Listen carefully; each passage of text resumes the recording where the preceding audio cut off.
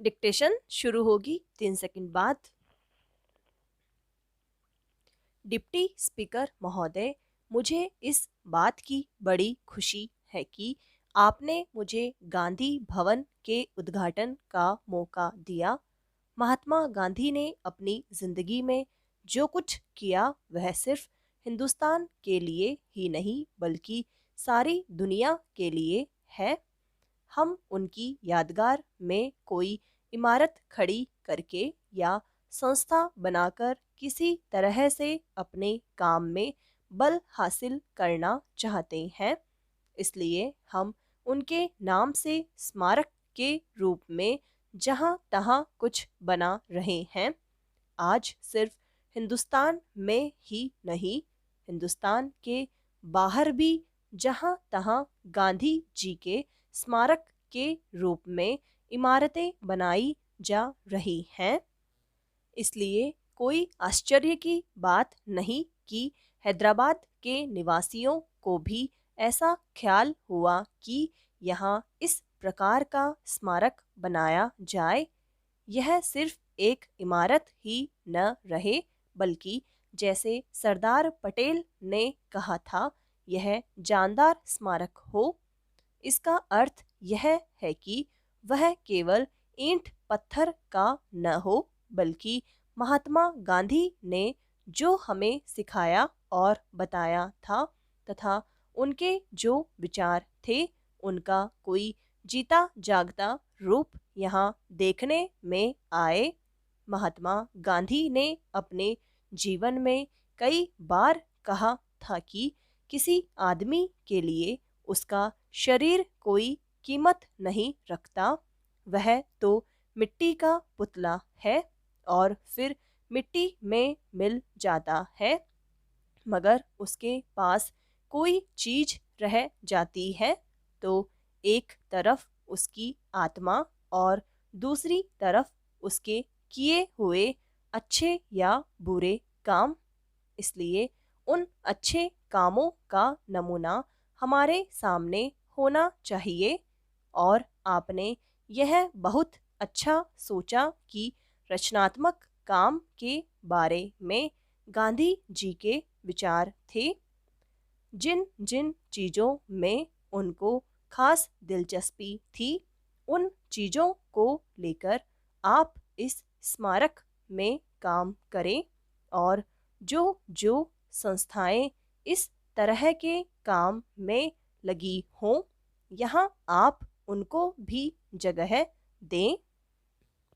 इस भवन में रचनात्मक काम करने वालों के अलग अलग दफ्तरों के लिए अलग अलग स्थान रखा गया है। मैं आशा करता हूँ कि आपका काम दिन प्रतिदिन बढ़ेगा और गांधी जी का जो चित्र यहाँ बना रखा है उसकी ओर आपका ध्यान जाएगा। गांधी जी ने हमें जो कुछ सिखाया उसकी तरफ भी आपका ध्यान जाएगा। अपनी जिंदगी में उन्होंने कई बार कहा था कि यदि चरखा चलाने वालों को उस पर विश्वास न हो और उसको वह ठीक से समझ नहीं पाता और केवल उनके कहने से या देखा देखी चरखा चलाता या खद्दर पहनता है तो काम नहीं चलेगा, क्योंकि इसका अर्थ तो केवल इतना ही हो सकता है कि जब तक लोग उनको मानते रहेंगे, इस काम को करते रहेंगे और जिस दिन वह आंखों से ओझल होंगे उस दिन यह काम बंद हो जाएगा। इसलिए वह कहते थे कि ठीक समझ करके करना चाहते हो तो करो और नहीं तो चरखे को जला दो, उसकी कोई खास ज़रूरत नहीं है। डिप्टी स्पीकर महोदय, उन्होंने अपनी आंखों के सामने समाज का एक ढांचा रखा था और वे चाहते थे कि समाज की पुनर्रचना उस नए ढांचे के अनुसार की जाए। अभी हम उस रास्ते पर नहीं चल सके हैं। मैं इस बात को दुख से मगर सच्चाई के साथ मानता हूँ कि समाज का जो रूप गांधी जी ने अपनी आंखों के सामने रखा था, हम उसके मुताबिक नहीं चल रहे हैं। हमारे सामने एक दूसरा ढांचा है और हम उस पर चलने का प्रयत्न कर रहे हैं। मैं यह नहीं कहना चाहता कि उसमें से कौन बेहतर है और कौन बुरा। मैं तो इतना ही कह देना काफ़ी समझता हूँ कि हम जिस रास्ते पर चलकर आज आगे बढ़ना चाहते हैं, वह रास्ता वह नहीं जो हमें उस जगह पर ले जाए जहाँ गांधी जी हमको ले जाना चाहते थे। हम अगर उसके ठीक विपरीत रास्ते पर नहीं तो कम से कम कुछ अगल बगल या कुछ दूसरी तरफ तो जरूर जा रहे हैं। हो सकता है कि हमारी आंखें आहिस्ता आहिस्ता खुलें और फिर हम सीधे रास्ते पर आ जाएं।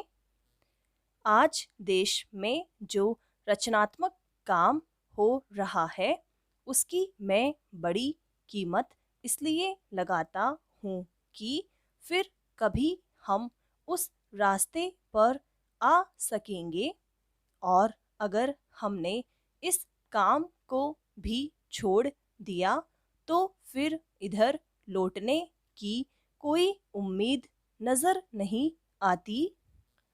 इसलिए मैं चाहता हूँ कि हम इस रचनात्मक काम को पूरे बल और ताकत के साथ आगे बढ़ाते जाएं।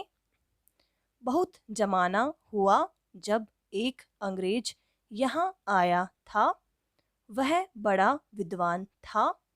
उनकी किताबें अब भी चल रही हैं।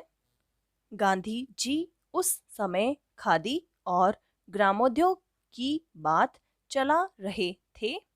आप जानते हैं कि पश्चिमी देशों में कोई भी चीज ऐसी नहीं जो बिना यंत्र के हो। वहाँ सब काम मशीनों के द्वारा किए जाते हैं। यहाँ तक कि मेज पर खाना परोसने का काम भी खुद व खुद हो जाता है और आदमी को लाकर रखने की खास ज़रूरत नहीं पड़ती। वहाँ के आदमी ने आकर यह देखा कि हमारे यहाँ के लोग घर में बैठे बैठे रुई का सूत बना लेते हैं, उस सूत से कपड़ा बुनते हैं और उसी से घर में कपड़ा सी लेते हैं। उसने यह भी देखा कि यहाँ के लोग इसी प्रकार खेती के काम में भी धान को कूट पीसकर चावल बना लेते हैं। रोटी और तरह तरह की चीज़ें घर में ही बना लेते हैं और खा लेते हैं। हमारी इन सब चीज़ों को देखकर उसने कहा कि हम इन चीज़ों को अपने यहाँ कायम रखें। अगर पूरी तरह से नहीं तो कम से कम नमूने के तौर पर तो कायम रखें ही।